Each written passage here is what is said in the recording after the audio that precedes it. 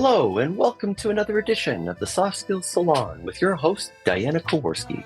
In this episode, we are joined by Chris Graham, the founder and principal of Tell People, a communication and presentation skills training firm in Toronto, Canada. Diana and Chris begin by examining different aspects of successful leadership. They continue their discussion by looking at the best ways to engage with someone who may have incorrect facts by asking questions about their feelings and motivations. They conclude their discussion on feedback by first asking if feedback is always desired, which guides the timing and specificity in providing that feedback. Now let's have a conversation.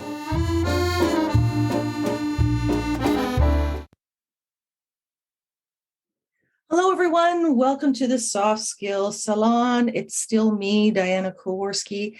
Thank you very much for joining us today. We are going to have a dynamic and informative chat because, as I say on this podcast and in my work in general, conversation is the currency of communication. So let's have a conversation. And in this episode with Chris Graham. Chris is the founder of the storytelling and communications firm Tell People. Since 2016, he's trained over 8,000 people at large companies, government institutions, nonprofits, and many law firms. I like how you had to put many, but for law firms, Chris. He is also the head of speaker coaching at TEDx Toronto and the storyteller in residence at global technology firm Manifest Climate. Climate. I'm not sure, Chris. It's okay. Prior to all this, there was a whole other world for him. He worked as one of the world's top banking law firms and one of Canada's top Indigenous rights law firms. He studied at Oxford University, the University of Toronto Law School, and Acadia University, and is a graduate of the stand-up comedy program at the Second City in Toronto. Hello, Chris Graham, and welcome. Hi, Diana. I'm so glad to be here. Thank you so much for inviting me to your podcast. It is my pleasure. I'm so delighted that we've connected and that this actually worked out. I know that you're a busy fellow, and I'm certainly trying to stay busy myself. So thank you also, Chris, for going through the Soft Skills Salon podcast questionnaire, which is that list of 15 questions that every guest has a chance to peruse. And you've chosen a couple that have some resonance. Then we're going to start our conversation based on those selections. And the first that we're going to see your thinking on, or hear your thinking on actually, is this one, which reads, what does success leading others look like to you? What are your thoughts, Chris? Oh, thanks so much for asking. And just stepping out briefly from the question, thanks so much for providing the questions in advance. It's a very organized procedure here, audience, and it's very easy to feel supported as you come onto the podcast. Okay, so the question is, what does success look like in leading other people? And what came up for me when I was thinking about this question is watching those people do their work without you. This is what came up for me. And the sort of immediate context for me has been my work as the head of speaker coaching at TEDx Toronto. We have 10 speaker coaches, which is, I think, 5 times larger than Tell People itself. So my team at Tell People is very small, and I am sort of the primary decision maker. But at TEDx Toronto, it's an entirely volunteer-run organization, and all the other speaker coaches are themselves successful professionals. And so I am not the primary decision maker in this situation. So it's a real kind of motivational situation, trying to encourage people, nudge them in certain ways, and really just set up systems that can support their individual approaches to their work. And for me, what's fantastic is to see people out there making coaching decisions, editing talks, supporting speakers, dealing with all the issues that come up as people try to write and perform a talk. Being able to do this in a way that is like creative and effective. And sometimes the effectiveness I can attest to because it's what I would do, but more often, and this is the more interesting time, it's effective because I have never heard about it before, but immediately recognize like, ooh, I wish I had thought of that. And so I sort of feel like if you can create a system or an environment where people are able to make decisions like this so that you as the leader are learning from them, this is very successful. There's Great. a lot in that for us to try and delayer. The first is my understanding as a part of TEDx Toronto that you yourself are a volunteer as well as the other coaches. That's right? That's correct. Yes. Fantastic. And I was inspired by one of your first statements, and I hope I captured it. And it's something along the lines of, in response to that question, what does success leading others look like to you? I heard you say, watching others do work without you. Yes, that's exactly right. And what a great image that really does conjure up, watching others do work without you. And yet that isn't the idea of throwing anybody into a pool or asking someone to use a tightrope without a net. Because in the very next thought that you shared, Chris, I heard you reference creating systems that can support that same process for that person doing the work. Is that right? Yeah. There's a phrase. I'm the sort of source of this is escaping me, but the idea is, leadership is giving people the tools they need to make decisions in the face of uncertainty. And I mean, especially because TEDx Toronto is a volunteer project, so it's not my full-time job. It's also impossible to be involved in all of the myriad decisions that are required to coach 10 speakers. I can't do it even if I wanted to. And so maybe it's a bit easier for me to adopt this view of leadership, given that it has to run off the side of my desk. But I would, even if it was on my desk, I would still want the people on my team to be out there doing their thing without me being implicated, except where absolutely necessary. Fair enough. Can I ask you for a little bit of a reveal in terms of what one of those systems might look like or processes that you put in place for those speakers? Oh, that's a great question. What's a good way to answer this? So one of the systems we have is every 2 weeks. So there are 10 speakers and each speaker has a speaker coach. And so the speaker coaches are out meeting usually weekly with their speaker to kind of push along the talk over a 3-month period. Every 2 weeks, we have a 2-hour team meeting with all the coaches. And we use that time for everybody to share an update on their speaker, what the progress is. And we use a color system, red, yellow, green, very simple, very subjective, but very simple. And those meetings are scheduled for 2 hours. I'm very proud to say we never take more than 75 minutes. That is the lawyer in me definitely coming out. So in those meetings, everybody on the team can share a status update with their speaker and also some of the challenges that they're having, if there are any. And we have 9 other people on the team who are all capable of jumping in and crowdsourcing responses. And so one, that is, instead of me providing answers, we can just use the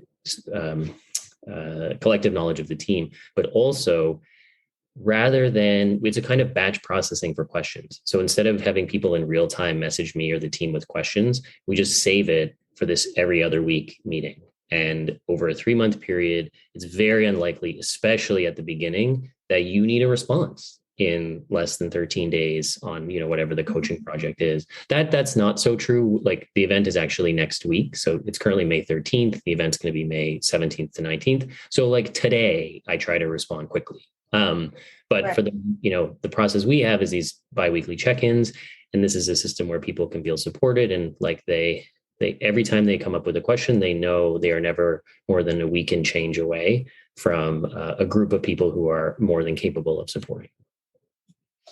Fantastic and interesting as well to hear about that process. There's so many moving parts, I'm sure, to large events, and TEDx Toronto is no exception to that.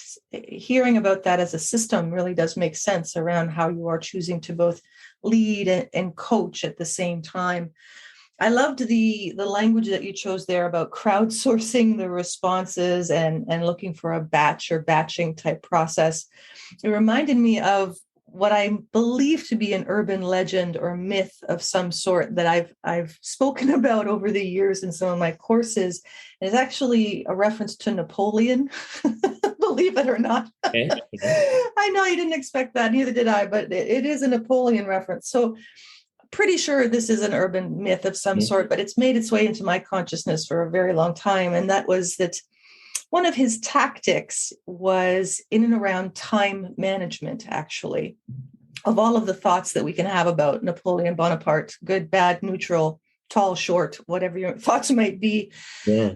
He had some ideas about time management and the concepts of benign neglect versus malignant attention. Hmm. And so apparently what he would do is, and this is a while ago now, so there was some fellow probably who would be riding around wearing the equivalent of an aluminum foil suit of some sort, who would come to whatever site Napoleon happens to be at and deliver a message, right? That was most likely written on a piece of bark or something to the equivalent. That Napoleon's time management was to accumulate these messages. And similar to your own story about, I don't believe he would do so immediately before initiating a battle, Yeah. but maybe in the weeks or months prior, and he would let it sit, which probably was absolutely mind-blowing to some of his immediate advisors or the people he surrounded himself with. However, what he apparently was able to discover in that benign neglect versus malignant attention was that stuff sort of sorted itself out before he had to get involved if he let that stuff sit. And so I'm not sure if I'm recommending that you act like Napoleon, Chris. But I do think there's a link there in terms of the batching and or the crowdsourcing responses or the sequencing of when to take action versus not in a system. Does that make sense? Oh, absolutely. I completely agree with this. A friend of mine has a saying that maybe encapsulates this, which is sometimes emails or projects will come to his attention and he will say, I'm just going to throw some radio silence at that. And then he'll just leave it. And oftentimes, it kind of sorts itself out. So I am a big believer in this. That's great. We have another question that resonated with you. It happens to be item number 10 on our questionnaire. And it reads, how do you have a conversation with someone who has their facts wrong? Chris, this is one of my personal favorites. So I'm really tickled to hear what you have to say. What's on your mind about this one? Well, so this is a great question. My initial question is, how do you know their facts are wrong? Oh, wow. Well, my gut reaction is that the scenario I put myself in is that we are looking at a source of data or a metric, and that we are both on the same side of that data or the metric, be it, for example, a piece of statistical analysis of hedge fund management, be it a rendering done on a bench in a lab, that there's a piece of data that we're on the same side of, apparently. Does that make sense? It does. It's interesting to me. Like, because it seems to me that scenario that you've just described, like we have data that we can verify, that this is actually I'm not sure that this is not the scenario that I envisioned that this was trying to get at. Because I'm not sure how often that situation arises that you're in it where you can just get out the spreadsheet. So part of what came up to me here is, so a question, I get questions like this a lot, which are these hypothetical, difficult situations that people can get into, right? So, for me, I sometimes will talk to people about persuasion. And then at the end of the session, there's always a question about how do I talk to my parent who's a vaccine denier or a COVID vaccine? So this is the kind of thing. And so really hard questions. And part of what initially came up to me with your question is just because you can formulate a question doesn't mean it needs a response. And so in the theory, you can always ask, well, what if they disagree? And my response is typically well, what are they actually saying? Let's get into the minutia here. So that's one thing to think about here. The second one, how do you talk to somebody who's got their facts wrong? My approach here is to always be very curious. So if somebody makes a statement to me, or even just asks me a question, this is basically what just happened to us. I will often say, tell me more about that. Mm-hmm. Or why do you think that? Because I think it's really hard to talk about this in that abstract, but a person might say, I heard a person actually, I was walking down the street the other day and I heard a woman say, that she thought the Canadian healthcare system was third world quality. Like we have a third world quality healthcare system. Okay. And she was talking to some other person about this. And this is an example, I think, of the difference between like rhetoric and factual observation. Because like I have traveled in what would be considered the third world. And it's just empirically not the case that this is what we have. And I also have to think that if this woman went to a third world country, she would conclude the same thing. So what's happening here is a kind of like emotional or rhetorical move. And engaging with this sort of statement from the basis of like, well, your facts are wrong, I think this is a fool's errand, because this is not a disagreement about something we can observe if we drive down to the UHN, University Health Network. What we have here is a person who's upset and having feelings about the world, which is fine.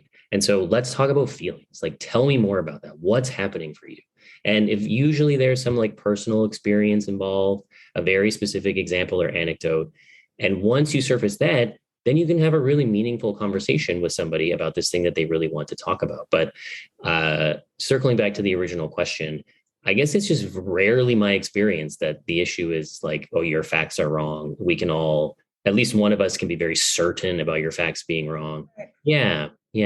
I think There's that's a lot there, Chris. And, the original question, and I appreciate you being so true to it, is asking, how do you have a conversation with someone who has their facts wrong? And my listening to your words and my understanding is that we have a conversation, and that the conversation doesn't have to be focused on whatever those facts may or may not be. Is that a roundabout way of understanding? I guess, yeah, I think so. I mean, partly it's if somebody has their, like, what does it mean for somebody to have their facts wrong? And so sometimes it could be this person. So the example I gave about the observation about the healthcare system, and that looks like a factual statement, but I don't think it's actually a factual statement. Alternatively, you could be in a situation where your boss is, let's say you're organizing an event and you're in the marketing department, and your boss, the CEO or the leader, wants to have like an open bar at the event. And you're not into this, and the culture of your firm is to like move away from drinking, right? We want to make it supportive. And the CEO is like, it'll be totally fine. I know it'll be great. And so like those facts are wrong, right? But that's a situation where you maybe need to say a bit more about like, well, tell me more about that. Like, how do you know it's going to be great? What is the basis for that statement? And, in those situations, being curious about, like, just like openly curious about like what's underneath your statement there. Eventually you can surface, the person might say, well, this is, it was like that when I was younger. And then you can sort of be like, well, that's interesting because, times have changed, or whatever it is that you want to say. But again, I guess there is always a roundabout way of approaching it, straight up disagreeing with somebody, like your facts are wrong. I guess maybe the main takeaway is that's never a good response.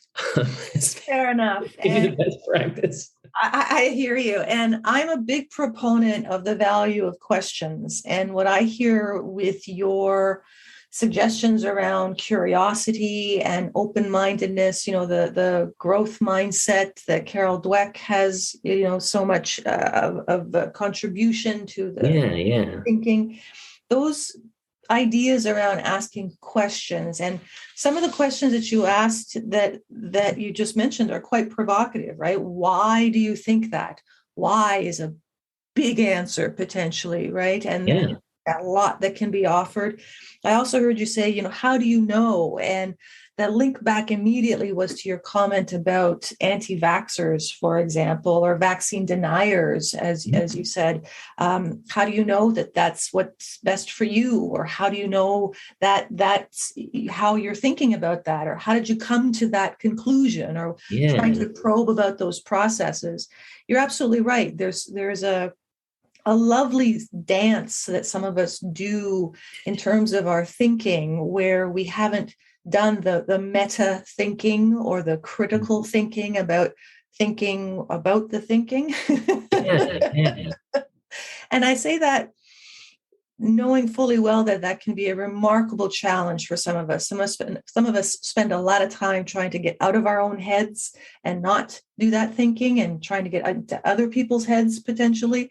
And then others are remarkably comfortable, within their own worlds in that intrapersonal space. However, it is some of the thinking, perhaps, about our own thinking that might inform questions, even if there is an overt cavern between expressions of opinion or what is interpreted as fact or non-fact, that maybe we can dance around in together based on all the great stuff you've said. Yeah. Oh, that's very kind of you to say. No, I think that's right. It's very, I guess maybe what I would go back to is talking to somebody, like having an engagement or a conversation with a person is fundamentally, or just basically, I'm trying to connect with this person. I'm trying to understand what they're trying to communicate to me and vice versa. And so I need to meet them where they're at. And I need to be curious about them and not presume that I know things about them and things like this. As much as is possible under the circumstances, right? You don't always have time to have a deep side by side with somebody. But yeah, I don't think of conversations as opportunities for a victory. Mm. And I love that. And the non-combative approach, having an other focus or meeting someone where they're at. I like to also often suggest to people that I work with that is not necessarily an act of charity or selflessness. That's not relinquishment, even. If anything, meeting someone where they're at means they potentially will have more comfort, which I like to think has some connection to a higher level of comprehension, so that they can more actively participate in the same conversation, which only makes it more interesting for me. Yeah, it's a virtuous circle. Yeah, absolutely. And this is a great point for us to get to your next selected question as well. And I think we may have even touched on some of the themes that are involved here. And that is, as a question, you chose, how do you provide feedback to others, for example, colleagues, staff, or leadership, or perhaps clients, if we're going to extend to the nature of your work. And feedback is a prickly, sloppy, slippery, slopey enigma wrapped in a taco kind of idea. But I'm really interested to hear your thoughts on it, Chris. Oh, thanks, Diana. Yeah, this is an interesting question. So I guess my first thought about this is, so the question is, how do you provide feedback to others? And so the first thing is to ask them if that's what they want. And in my situation where I'm working with clients, that's not like an employee situation where you need to give feedback as part of, there's no like implicit bargain. Yeah. And so leaving that aside, like most relationships in the world do not have implicit agreements about who's going to give feedback and when. So my experience has been, it goes a long way for all relationships, especially personal relationships, right, if you are asking people if that's what they would like. So this does take a pause, Chris. What if, because that's a yes or no, right? That's a closed question. Do you want feedback? Yes, there's a route. Or do you want feedback? No, there's a door, right? So how do you manage one or both of those? Oh, I mean, you respect their choice. It's like if I asked you, like, would you like a hug? Like, you decide.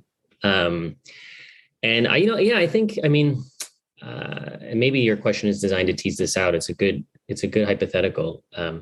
I think you should trust people to know what they need for whatever their circumstances are. And if they feel like they want your feedback, they will let you know. And I guess in my own life, I can think of lots of times when I don't want people's feedback. So if it's true for me, I have to imagine it must be at least possibly true for lots of other people. Absolutely. I hear that one. I'm a married person, so I have in-laws, some of whom I don't want feedback from. I have to say that it was immediately what comes to mind for me. Yeah. Or even if even if it's like in a professional context and you would like feedback, you don't always want it at this time. So like as soon as the show is over, I don't want your feedback ever. I want to hear that it was great because that's the most vulnerable time for me. Mm-hmm. And like maybe later in the week, circling back to our previous conversation about benign neglect. Yeah. My experience is also that what seems like amazing, if the feedback is really important, you will remember to reach out to me several days later. Mm-hmm. And when most people don't, this is an indication of like, I feel vindicated in not hearing your feedback at the time. Again, all of it, and this is all like, it's all well-meaning and everybody's being supportive. But yeah, I think it's important. Like I try really hard to take care of myself and build systems and boundaries that support me. I'm not just being successful, but just having an emotionally pleasant life. Like I want to feel calm and engaged and present. And my experience has been that I can be very selective about who is supporting me and whose feedback I want to hear in all kinds of contexts. Anyway, so that we still haven't gone past my first point. So the first point is you should ask people, do they want feedback? And then assuming they say yes, let's say they say yes. The next question is, what kind of feedback will be helpful for you? Or what would make you feel supported in this moment? I often say supported, partly because feedback has all of that existential baggage that you highlighted at the beginning. Yeah, what do you need to feel supported? And interestingly, so sometimes people have, let's say 50%, have a very clear understanding of what they want.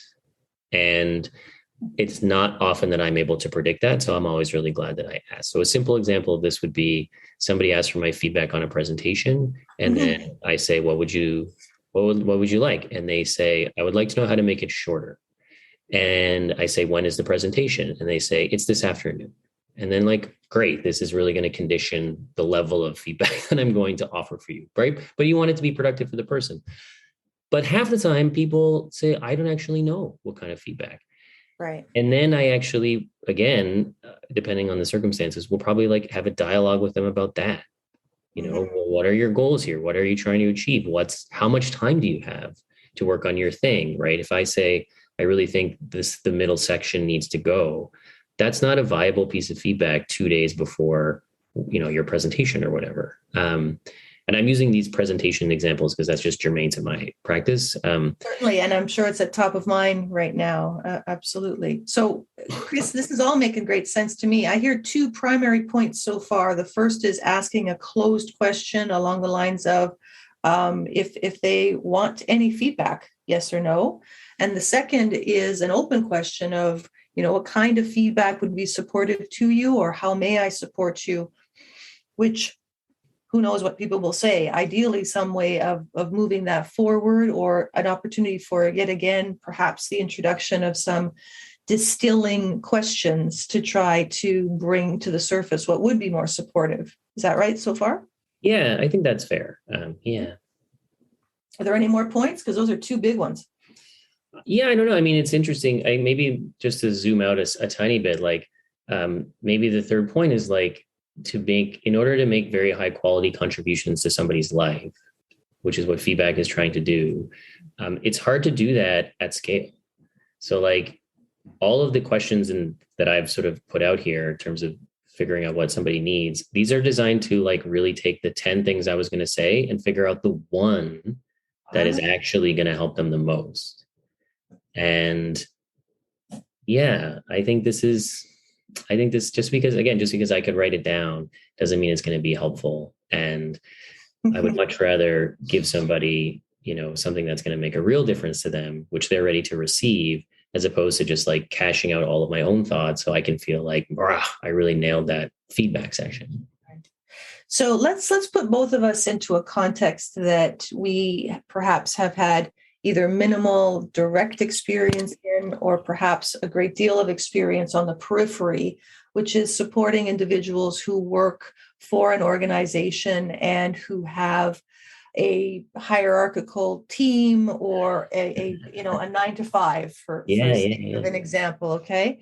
And they have what is very usual still in 2022, an annual performance evaluation. And I try and say that with love, although it may come across sarcastically. I mean that with great appreciation. And that in only and exclusively that performance evaluation conversation is that individual provided feedback. What are your thoughts? You should quit that job. I think that there should be I'm pretty sure I'm going to speak for both of us here. There should be no surprises at the annual review.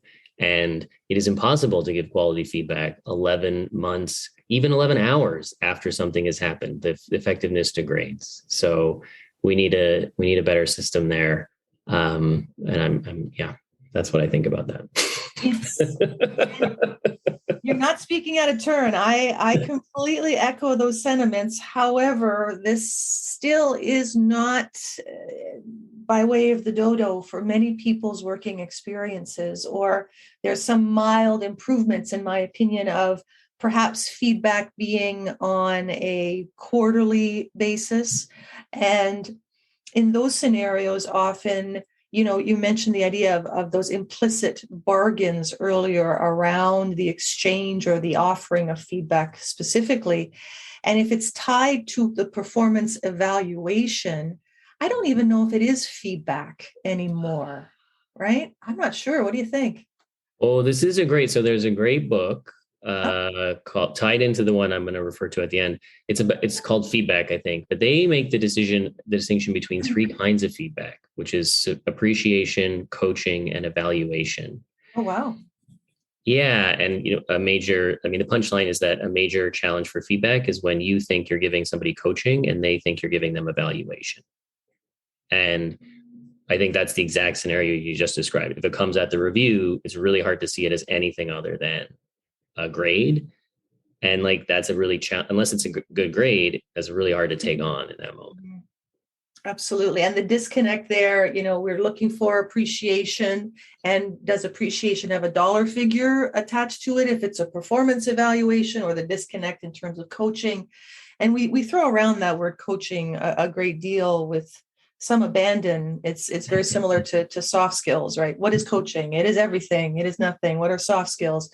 Everything and nothing. 30 years ago, I was asked about hairdressing when I said soft skills, and we've just had different confusions since. And coaching, everybody's a coach and nobody's a coach all of a sudden. Chris, have you found that?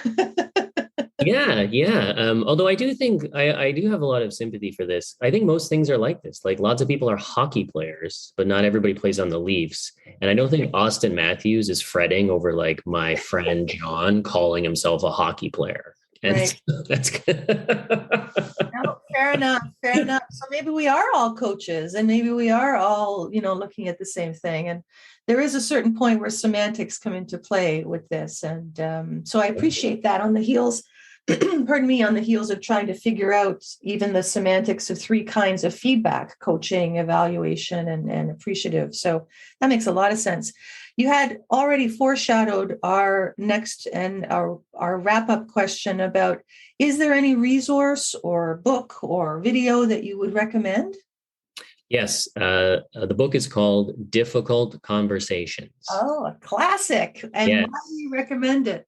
It will make your life so much better, is how I would recommend. This book changed my life, how all of my relationships, understanding that when you're having a disagreement with somebody, it is never a factual disagreement, and getting just the basic skills involved in this book.